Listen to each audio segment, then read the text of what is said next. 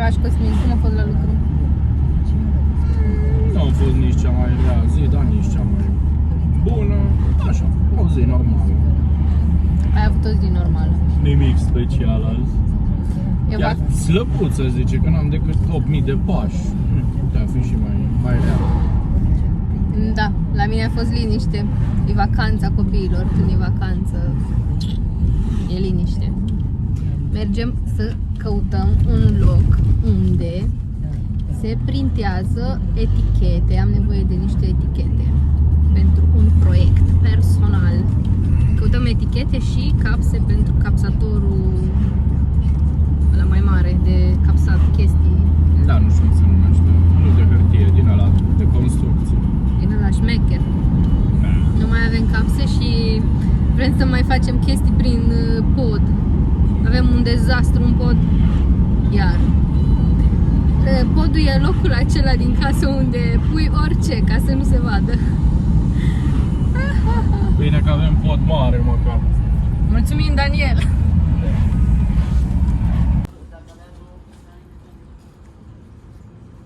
Am venit la Opticlass.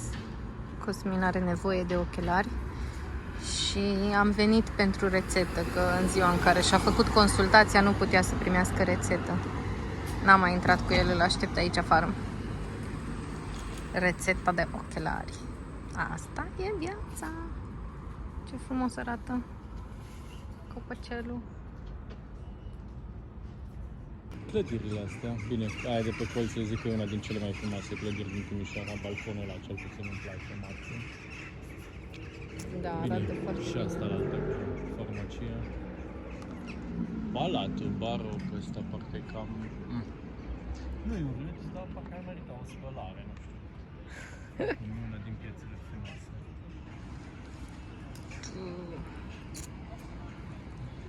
Colțul ăsta nu e foarte frumos. În schimb, mie îmi place mult clădirea asta albastră.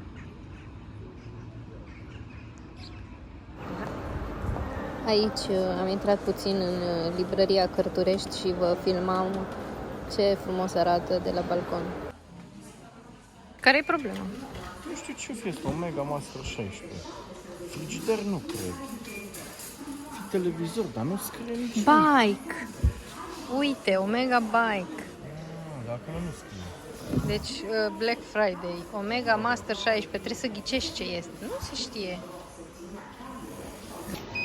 Nu mai aveam balsam acasă. Iau ăsta până cumpăr unul mai mare.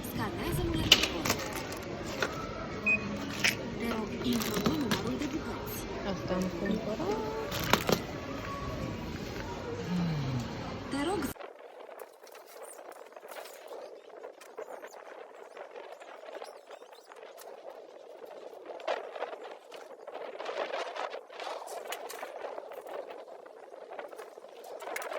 Să-mi fac o cafea, să mă mai trezesc.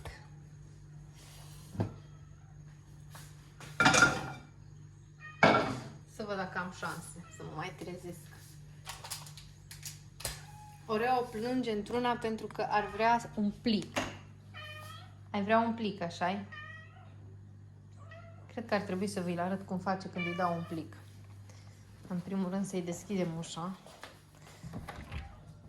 Am închis ușa aia pentru că merge mașina de spălat și atâta gălăgie face. Deci, aici avem pliculețele lui Oreo.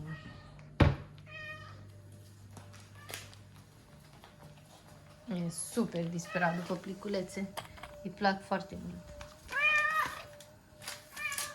Trebuie să fii cu mine. Îți dau jumate și jumate mai târziu, bine?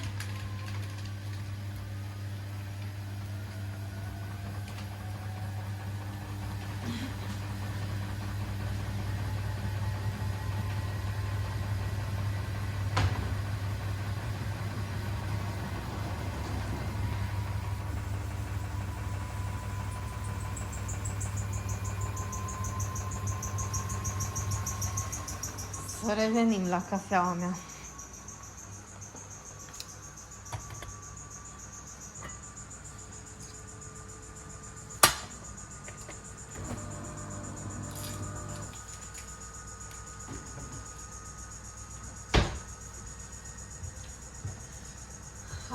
ăsta de cafea îl avem deja de ceva timp.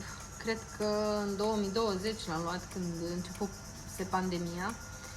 Și l-am luat atunci la mâna a doua. Chestia e că mai are uneori niște erori. Dacă îl lași pornit mai mult timp, ceva se întâmplă cu partea care încălzește, nu știu, și intră într-un fel de general alarm, ceva de genul, o eroare.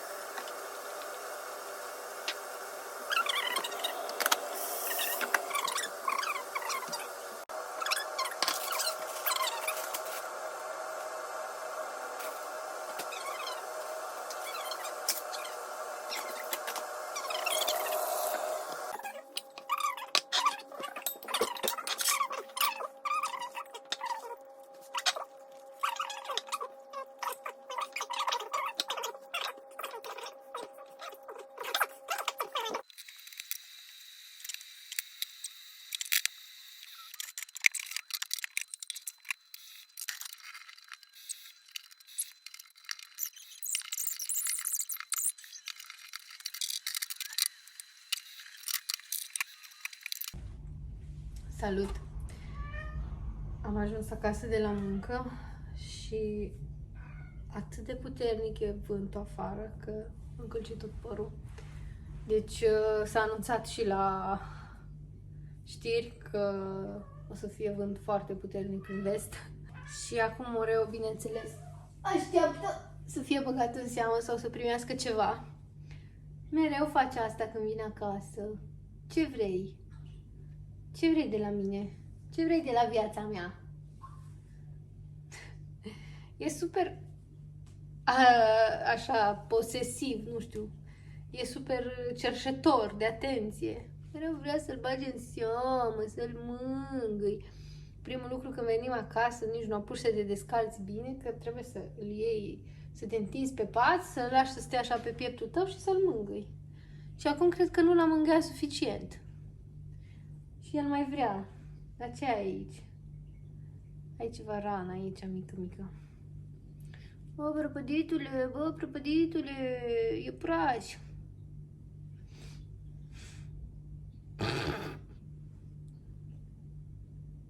Ce faci? Blegule. Ești bleg, dar nu ești bleg. Așa. Am filmat acum câteva zile, cred că luni. Am fost la Optica, unde Cosmin și-a făcut o consultație.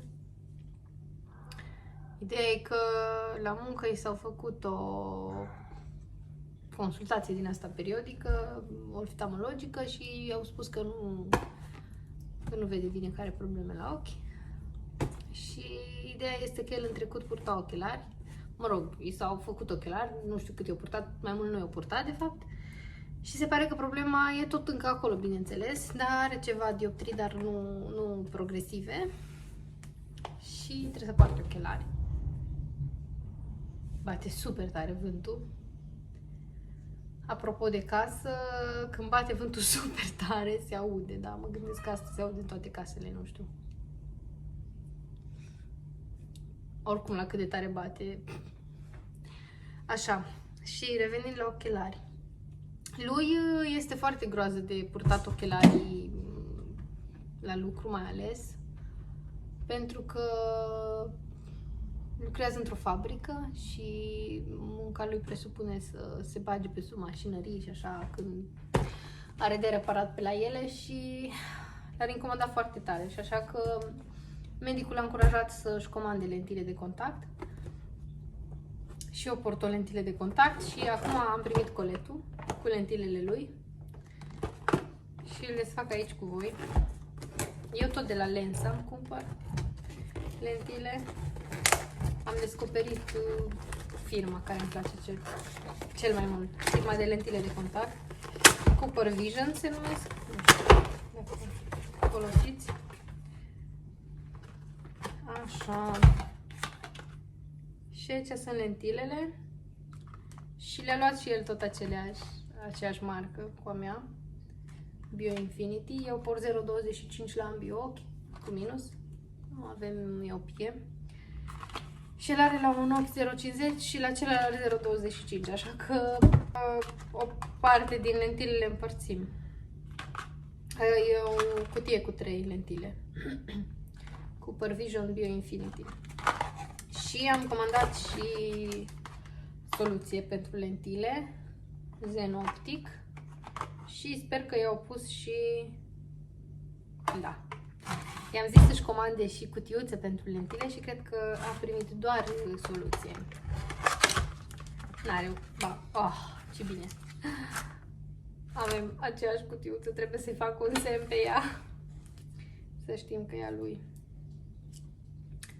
Și cam asta e. Soluția asta e o soluție din aceea clasică de lentile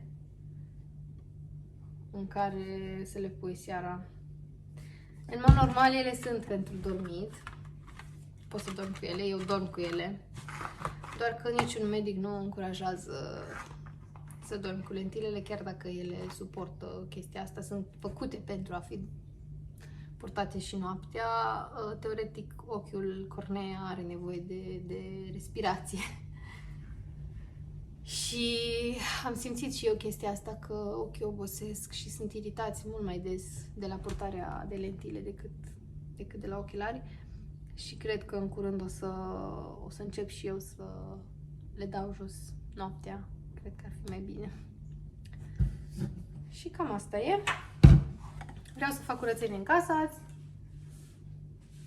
Și ce să mai fac? Chestii din astea casnice.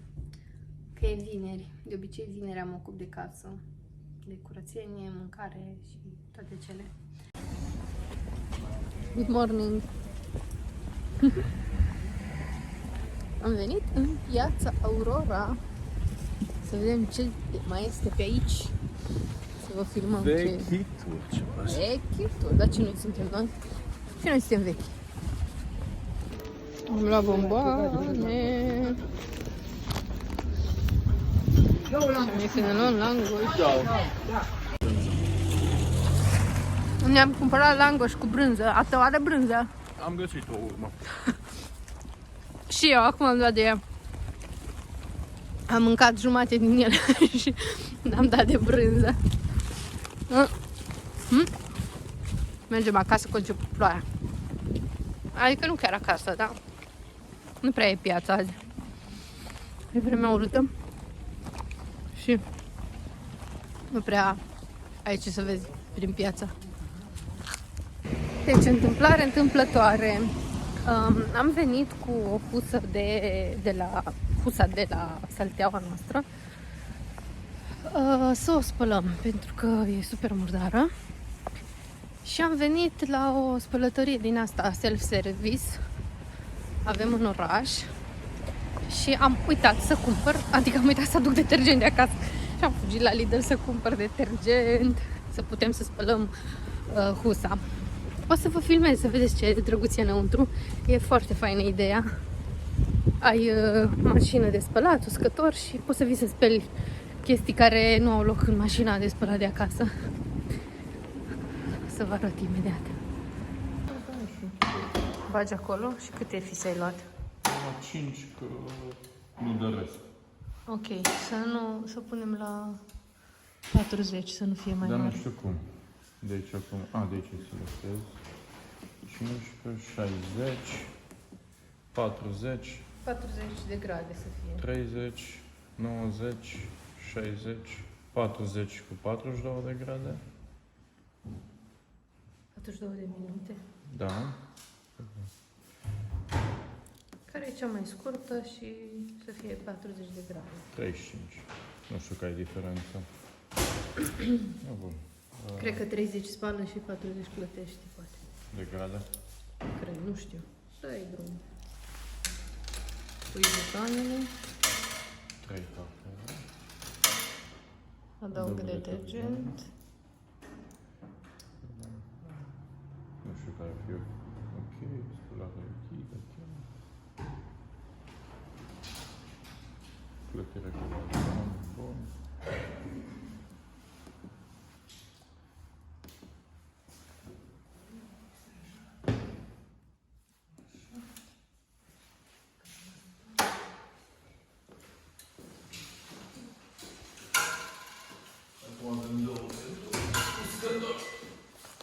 Deci vii de aici și îți iei jetoane?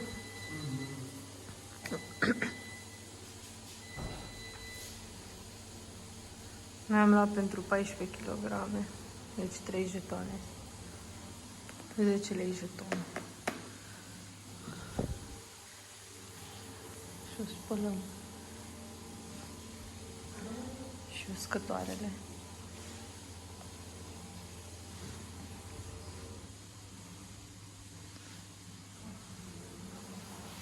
E foarte faină locația. Aveți și Wi-Fi gratuit. Super tare. Am văzut-o de ceva timp, dar n-am intrat până acum. Văd că avem și televizor, dar nu știu cum îi dăm drumul.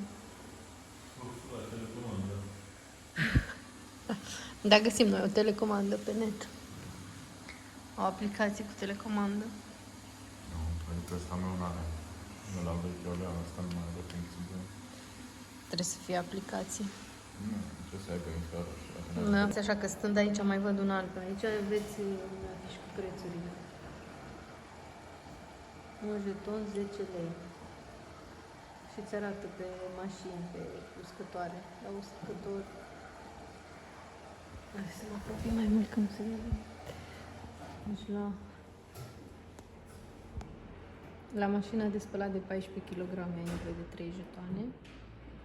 De 2 jetoane pentru astea de 10 și la uscătoare, dacă îl usuci 15 minute, un jeton, dacă îl usuci 30, 2.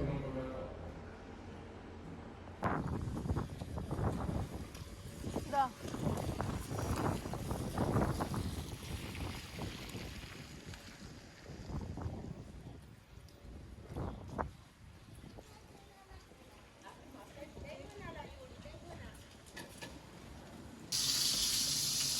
Am făcut chifle pentru burger, yummy! Au ieșit cam urâte. Mi s-au crăpat pe aici. Ceapă. Caramelizată. Cartofi. Și piesa de rezistență.